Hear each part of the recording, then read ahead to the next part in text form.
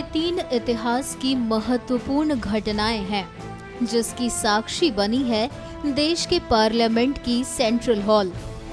इस तीनों तस्वीर में कुछ कॉमन है, तो वो यही सेंट्रल हॉल में जिसमें देश के 14वें राष्ट्रपति के तौर पर रामनाथ कोविंद ने शपथ ली, तो वहीं दूसरे तस्वीर में वो ऐतिहासिक पल कैद हुआ जब देश की अर्थव्यवस्था को नई दिशा देने के लिए जीएसटी इसी सेंट्रल हॉल से लागू हुआ। तो एक तीसरी तस्वीर भी है जिसमें देश के प्रधानमंत्री अपने सांसदों को विकास का नया पाठ पढ़ा रहे हैं और ये सब कुछ हो रहा है इसी सेंट्रल हॉल में। आप तस्वीरों को देखकर भले ही घटनाओं को याद रखें, लेकिन इन सब में एक चीज और कॉमन है जिस पर आपकी आंखें तो गई होंगी, लेकिन सोचा नहीं होगा कि ऐसा क्यों है। सेंट्रल हॉल में पंखे उल्टे लगे हुए हैं।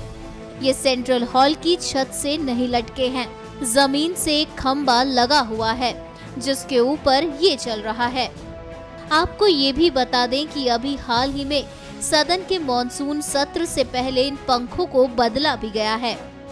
खैर, वजह आपको बताते हैं कि ये पंखे उल्टे क्यों लगे हैं।